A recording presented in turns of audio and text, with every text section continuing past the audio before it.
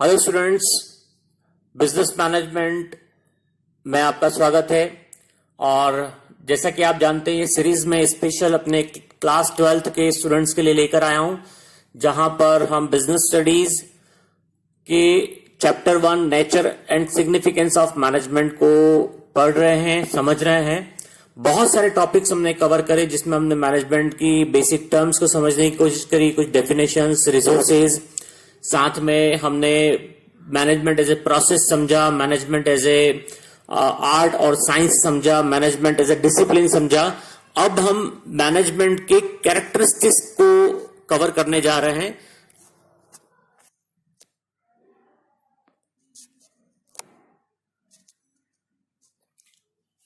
Yes, characteristics of management. Students, आप pen paper लेकर फटाफट सारे कैरेक्टरिस्टिक्स लिख लीजिए, क्योंकि यही कैरेक्टरिस्टिक्स हैं जो कि बताते हैं कि मैनेजमेंट क्या है, उसके नेचर क्या है, वो किस तरह से काम करता है, वो क्या है एग्जैक्टली। तो आपको हम बताते हैं, बहुत सिंपल से पॉइंट है।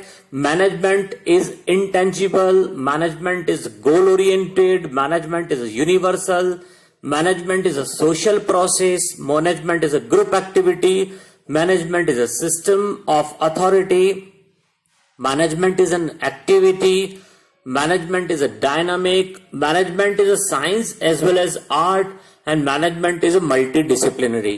अब आप फटाफट से सोचिए कि कितने सारे पॉइंट हम पहले ही डिस्कस कर चुके हैं। कुछ पॉइंट्स हैं जो हम लोग यहां पर और डिस्कस करेंगे। देखिए, सबसे पहला कैरेक्टरिस्टिक बनता है मैनेजमेंट इज इंटेंजिबल। इंटेंजिबल का मतलब होता है you can't see, you can't touch, you can't taste it, है ना। You only just have the feel surrounding you, something intangible. तो मैनेजमेंट इसी तरह की प्रोसेस है जो बिल्कुल देखी नहीं जा सकती है, ना उसे छुआ जा सकता है, लेकिन वो आपके आसपास होती है, वो वर्क करती रहती है। You know, same as a God, God is intangible. आप गॉड को देख नहीं सकते, लेकिन गॉड की प्रेजेंस आपको पता चलती है। You no, management is a goal oriented. Goal oriented means simple सा है, हमने बात की थी, हम जो भी वर्क स्टार्ट करते हैं हमारे पास गोल होना चाहिए, और बिना गोल के हम किसी भी प्रोसेस में, बिजनेस में आगे नहीं बढ़ सकते हैं। सो मैनेजमेंट की स्टार्टिंग ही गोल से होती है। तो very first we need objective. So management is always goal oriented. बिना गोल के मैनेजमेंट नहीं होता है। थर्ड है मैनेजमेंट इज यूनिवर्सल। हमने पहले भी देखा था कि मैनेजमेंट के जो भी प्रिंसिपल्स है वो यूनिवर्सल होते हैं, वो हर कंट्री में एप्लीकेबल है, सेम। वो चाहे आप इंडिया में हो, आप चाहे किसी और कॉन्टिनेंट में चले जाएं, आप किसी और कंट्री में चले जाएं, लेकिन उसके रूल्स और प्रिंसिपल्स यूनिवर्सल होते हैं। उनकी एप्लीकेबिलिटी जो है वो हर जगह पर सेम होती है। प्रोडक्शन, फाइनेंस, मार्केटिंग, आप कहीं भी चले जाएंगे, आप वो सेम प्रिंसिपल्स पर वर्क। हाँ, डेफिनेटली वहां की लोकेलिटी, वहां के डेमोग्राफिक कैरेक्टरिस्टिक्स, वहां की जो साइकोलॉजिकल कैरेक्टरिस्टिक्स है, वहां की जो जियोग्राफिकल कैरेक्टरिस्टिक है, वो उस पर प्रभाव डालते हैं, लेकिन उनका यूज, उनकी एप्लीकेबिलिटी लगभग सेम होती है। इसलिए हमेशा मैनेजमेंट जो है वो यूनिवर्सल होता है। Management is a social process.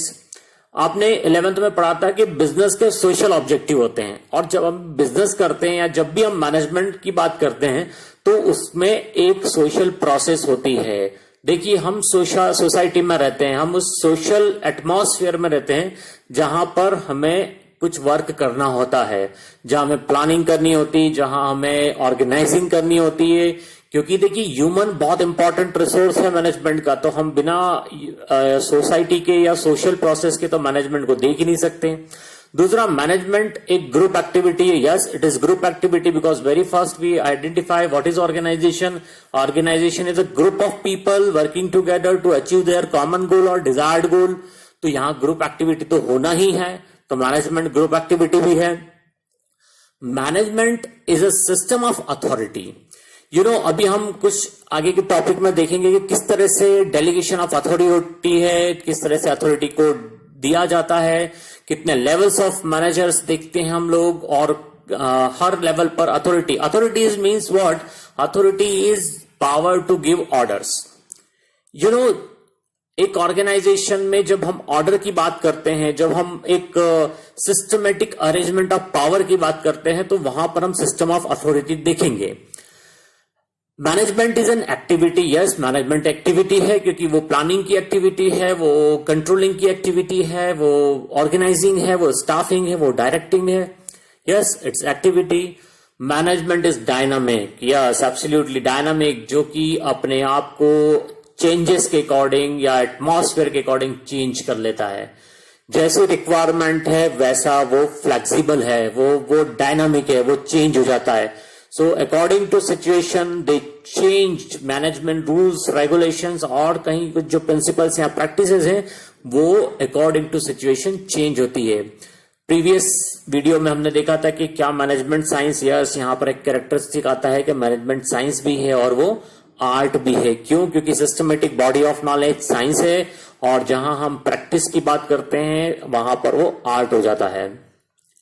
Management is a multi disciplinary मतलब हमने पहले भी देखा था कि ये कोई एक इंडिविजुअल सब्जेक्ट नहीं है, इसमें बहुत सारे सब्जेक्ट्स मिले हुए हैं। सोशियोलॉजी है, साइकोलॉजी है, सोशियो साइकोलॉजी है, और साथ ही साथ एक एंथ्रोपोलॉजी। तो इतने सारे डिसिप्लिन्स को मिलाकर हमने मैनेजमेंट को समझने की कोशिश की थी, इसलिए हम एक यूनिवर्सल देख सकते हैं कि कैरेक्टरिस्टिक में उसका कैरेक्टर बनता है कि management is a multi disciplinary. तो आपने ये सारे कैरेक्टरिस्टिक को बहुत शॉर्ट में समझा है, लेकिन आई होप दैट कि आप उसमें बहुत क्लियरिटी के साथ होंगे। यदि कोई क्वेश्चन है, अगर आपका कोई डाउट है तो आप कमेंट में पूछ सकते हैं, आप मेल कर सकते हैं। आप हमारे चैनल को लाइक करें, सब्सक्राइब करें और शेयर करें। Thank you.